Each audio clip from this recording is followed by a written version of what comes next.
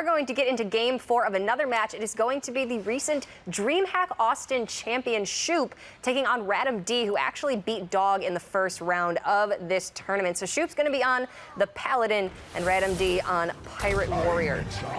Right, so what's happened thus far in this series to get to this point? Well, looks like RadamD did lose game number 1. It was a Warrior Mirror. He picked up game 2 with his Priest against Shoop's Mage, as well as game 3 with his Druid against Shoop's Paladin. So now all that Radam does need to do is get a win with this Pirate Warrior. Usually not the trickiest deck in the world to get a win with, the Pirate Warrior. Rather straightforward. In this tournament in particular, the way the meta's been shaping up and how people have been kind of directing their decks, you can just even reflect on last series. Both Chris W. and Dog had very strong decks against aggressive strategies, and that's been very common throughout the tournament. And, you know, Shoop's no different here. With his Control Paladin, he definitely has a lot of anti-aggro tools and is looking to try and target out the Pirate Warrior. So this, even though RadamD is up 2-1, he may continue to accumulate losses on this Warrior because that is the target of Shoop's lineup.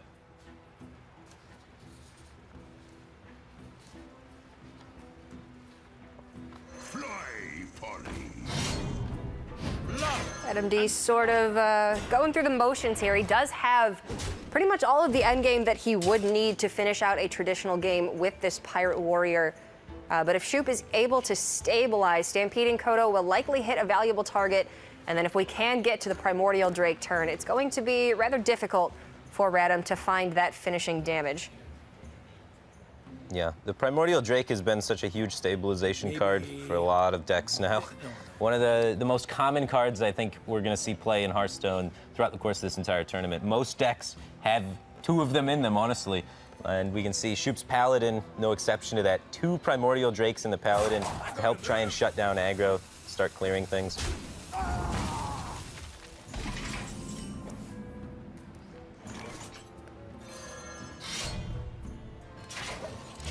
Kodo's just set up beautifully for next turn to be able to take out the remaining minion for RadamD. And importantly, Shoop's health total is still very high. Yeah, and he's got Wicker Flame Burn Bristle too, which doesn't seem like much because it doesn't impact the board all that greatly. It's a 3-mana 2/2, but it gains you so much life in the process as it has Taunt and then gains you 2 life for every time something has to attack it. Yeah, it's one of the all-stars against Pirate Warrior. Draws 2 attacks, gains you at minimum 4 health, and if you're able to land a Spike Ridge Steed on Wicker Flame at any point in time, it's pretty much impossible for the Pirate Warrior to get through.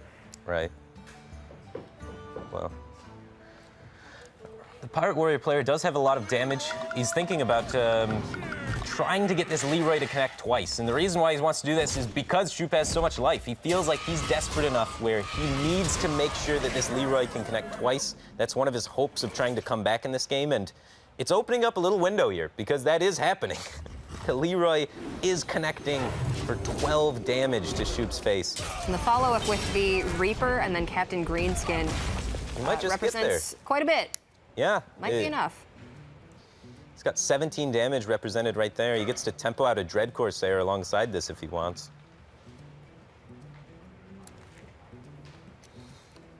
Obviously, you would rather have Greenskin hit all 3 charges of the Reaper, but you're only missing 1 damage, and it's much more mana efficient.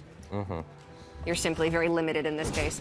Right. He's taking the trade here because he has the Dread Corsair. It gives him kind of the flexibility to play around Spike Ridge Steed now. Having that Dread Corsair protected means you're only losing 2 damage, killing the Kodo, as well as the fact that Shoop's Spike Ridge Steed is no longer going to have a target. And that's a card you want to have disabled, as that's a big taunt that spawns another taunt, which that's too many taunts.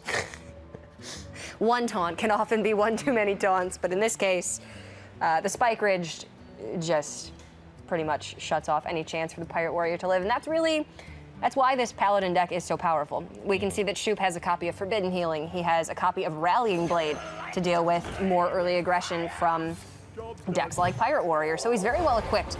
Also Harrison Jones. If he can get, with a safe life total, to about 4 mana, he's looking usually pretty solid. And that's why we can see him here expending the Wild Pyromancer quality on just 1 minion. Because he knows if he's able to just make it a little bit further, then he's got the Ragnaros Light Lord to stabilize at the end, and Pirate Warrior's only drawn 1 card a turn. So if your Wild Pyromancer Equality is taking out that threat, now he's establishing a Silver Hand Recruit to set up for the Equality in his hand to take out the next threat, then he's just paved the way to make it to 8. It doesn't matter how low value he gets off his cards. And RadamD respects the Equality so much and the Spike Ridge Steed so much, he trades with a Silver Hand Recruit here.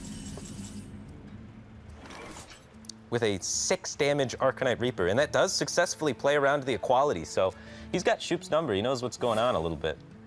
It seems like a very defensive play, but knowing what's in the Paladin deck and knowing that you need to play around Sunkeeper Terram, around 2nd Equality. It's just not going to be enough, though.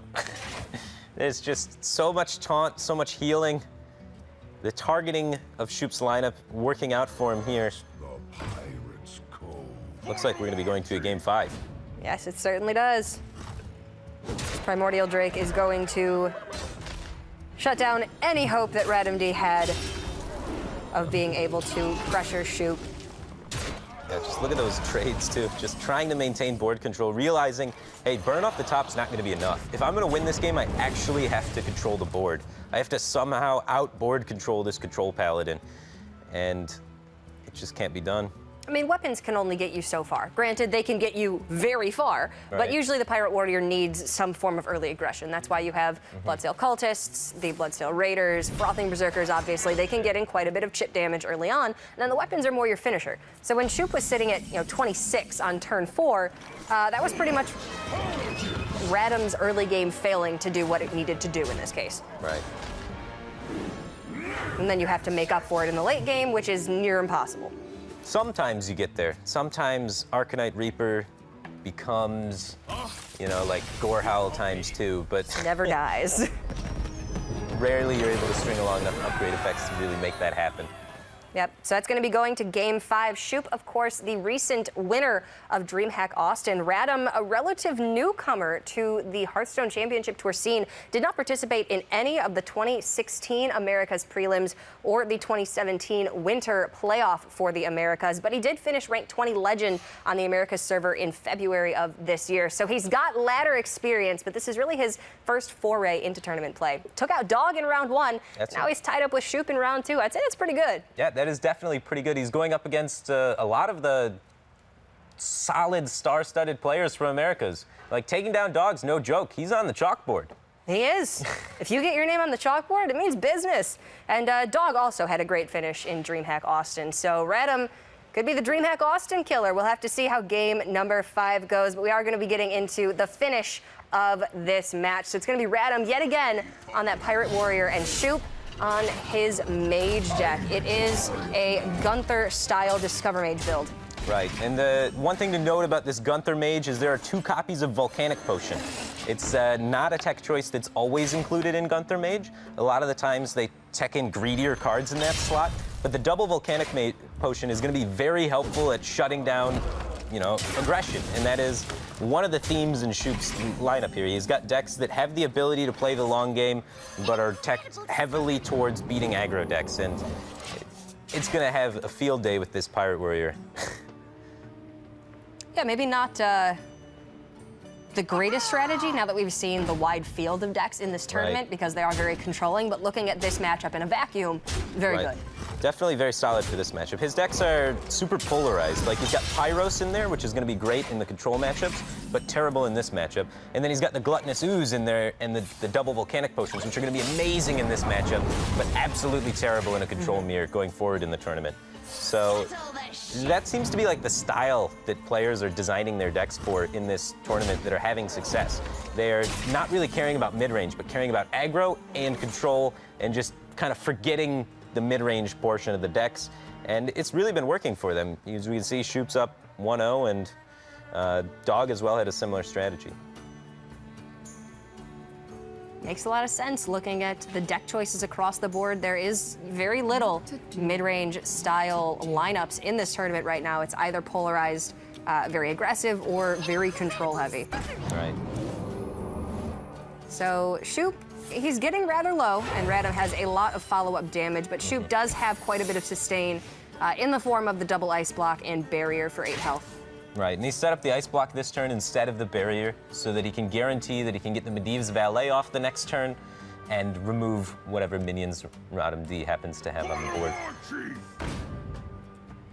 This is a lot of development for Radam, though. Shoop was sort of forced into that volcanic potion early. It wouldn't even be very effective here, but he's got to find something to shut down this board presence before he can develop his own and actually manage to stabilize. Yeah, and Pyroblast is not going to help him. He's definitely going to be experiencing some pain as he moves forward, but he can let the block get popped this turn, and he can clear off the Dread Corsair and the Corcoran Elite, and then try and set up an additional block the next turn or a barrier the next turn. One of the great things about his block getting popped, which there's not too many great things about your block getting popped. But if we're looking on the bright side. Right, it gets popped on 5 on the board, which is a little bit of healing in a sense. So RadamD would have to sacrifice his Mortal Strike if he wants to try and pop Shoop at a lower life total, which again is expending a lot of resources, and not only resources from the hand, but it's also an expenditure of the tempo. You're not developing a 5/4 then if you choose to do that. So he is going to choose to go with the developmental play and give Shoop a little bit of extra healing. The Mortal Strike is very valuable too, because if Shoop puts up the ice barrier, Mortal Strike can kill through barrier in some cases if Shoop were at a low enough health total. Right. So the health total here are just super awkward for the Pirate Warrior player. All right, Glyph is a great start, though. It can give Shoop some form of removal, maybe a Frostbolt to go with either of the secrets, or do you just feel so pressured that you put out both secrets this turn? Well, if you do, the great thing about playing both the secrets is it opens up the ability to use Fireland's Portal on the next turn. The downside is you could very well get popped. And if you've played the barrier and then get popped, it's very bad for you. Very bad, because then you have no recovery mechanism after that, and it's your second block, and you have a long way to go till Alexstrasza. Blizzard can freeze the board completely. The only thing that would pop you out of hand is Leroy or Arcanine Reaper. So he's going to go with the Blizzard, and he's going to try and stay alive. He does kind of have a read that Radam has a 1 burn spell in hand, so any double burn spell would kill him. The Reaper's picked up. Gonna do it. It's going to end it. Try and target aggro.